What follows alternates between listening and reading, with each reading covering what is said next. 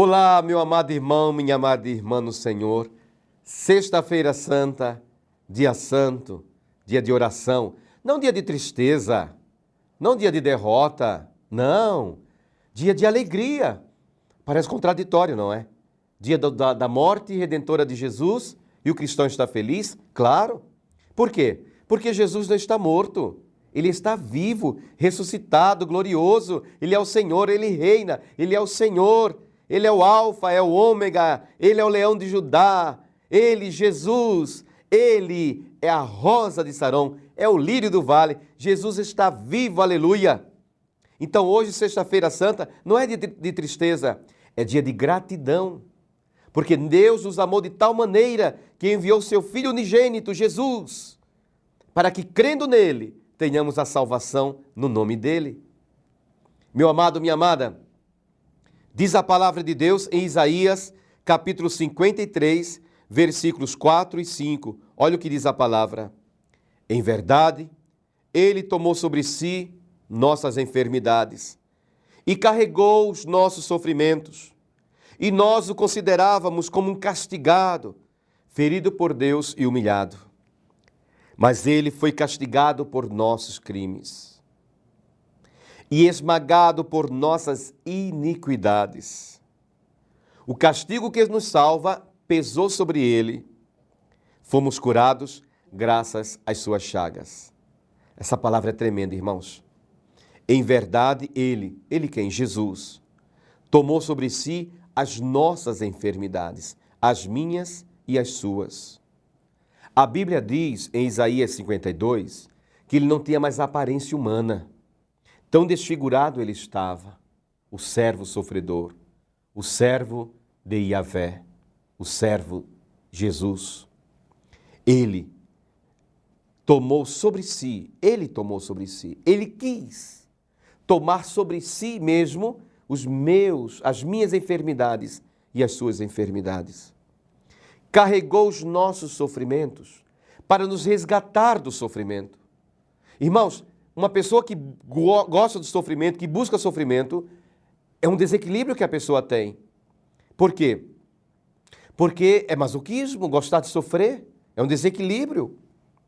Ele carregou os nossos sofrimentos para me livrar do sofrimento, para livrar você do sofrimento. E nós o considerávamos como um castigado, ferido por Deus e humilhado. Mas ele foi castigado por nossas iniquidades. Por nossos crimes, perdão. Mas ele foi castigado por nossos crimes. Mas como? Como ele pode foi castigado no meu lugar? Pelos meus crimes? Pelos seus crimes? Eu sou criminoso. Você é criminoso. Você é criminosa. Cometemos crimes. Nós matamos pessoas de várias maneiras. Matamos pessoas com julgamento. Matamos pessoas com brincadeiras. Matamos pessoas pela fofoca, matamos pessoas com a palavra, matamos pessoas com as atitudes, somos criminosos. Por quê? Quantas pessoas que nós carregamos mortas dentro do coração, pessoas que não conseguimos perdoar, estão mortas dentro do nosso coração. Mas diz a palavra que ele, Jesus, foi castigado por nossos crimes. Mas como?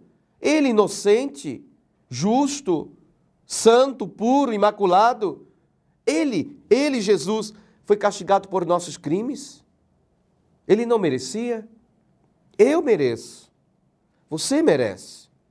Porque nós não somos bons.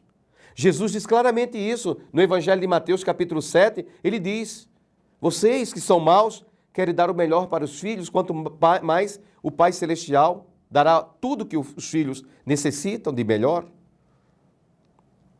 E esmagado por nossas iniquidades. O que é iniquidade?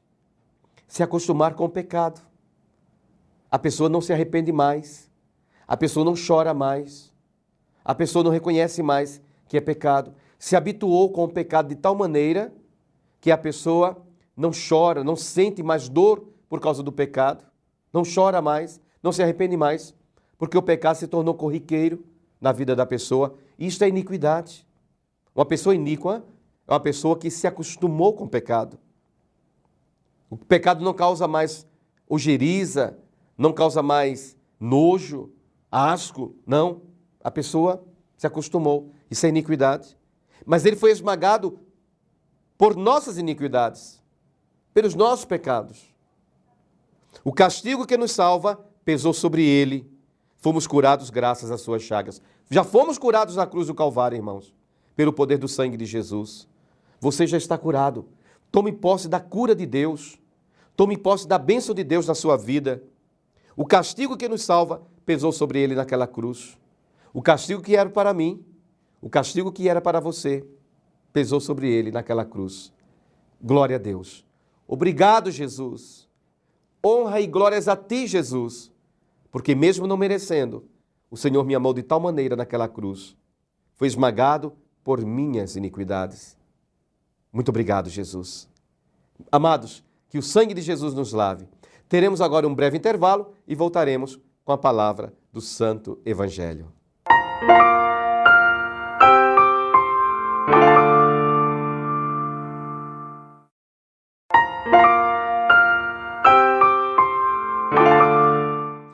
Olá, meu amado irmão, minha amada irmã, vamos meditar no Santo Evangelho. Abra a sua Bíblia no Evangelho de São João, no capítulo 18, versículo 1 ao versículo 19. São João, capítulo 18, versículo 1 ao versículo 19. Depois dessas palavras, Jesus saiu com seus discípulos para além da torrente do Cedron, onde havia um jardim no qual entrou com seus discípulos. Judas, o traidor, conhecia também aquele lugar, porque Jesus ia frequentemente para lá com seus discípulos. Tomou então Judas a coorte e os guardas de serviço dos pontífices e dos fariseus e chegaram ali com lanternas, tochas e armas. Como Jesus soubesse tudo o que havia de lhe acontecer, adiantou-se e perguntou-lhes: a quem buscais? Responderam: a Jesus de Nazaré. Sou eu, disse-lhes. Também Judas, o traidor, estava com eles. Quando Jesus lhes disse: sou eu, recuaram e caíram por terra. Perguntou-lhes ele pela segunda vez: a quem buscais? Disseram: a Jesus de Nazaré. Replicou Jesus: já vos disse que sou eu. Se é, pois, a mim que buscais, deixais ir estes. Assim se cumpriu a palavra que disse: dos que me deste, não perdi nenhum. Simão Pedro, que tinha uma espada, puxou dela e feriu o servo do sumo sacerdote, decepando-lhe a orelha direita. O servo chamava-se Malco. Mas Jesus disse a Pedro: enfia a tua espada na bainha. Não hei de beber eu o cálice que o Pai me deu? Então a coorte, o tribuno e os guardas dos judeus prenderam Jesus e o ataram. Conduziram-no primeiro a Anás, por ser sogro de Caifás, que era o sumo sacerdote daquele ano. Caifás foi quem dera aos judeus o conselho: convém que um só homem morra em lugar do povo. Simão Pedro seguia Jesus e mais outro discípulo. Este discípulo era conhecido do sumo sacerdote e entrou com Jesus no pátio da casa do sumo sacerdote. Porém, Pedro ficou de fora, à porta. Mas o outro discípulo, que era conhecido do sumo sacerdote, saiu e falou à porteira, e essa deixou Pedro entrar. A porteira perguntou a Pedro: não és acaso também tu dos discípulos deste homem? Não sou eu, não, respondeu Pedro. Os servos e os guardas acenderam fogo porque fazia frio e se aqueciam.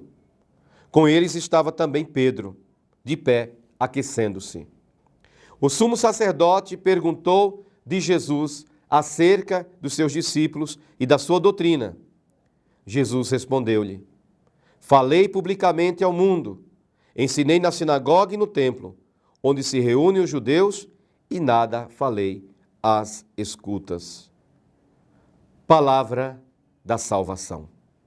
Irmão, irmã, Jesus está ali no Horto das Oliveiras, ele vai para o jardim, torrente do Cedron. Cedron é um rio que fica justamente, claro, Jerusalém não tem rio perene, somente na época de chuva é que se enche ali a água Acontece ali aquela junção de águas ali, na torrente do Cedron.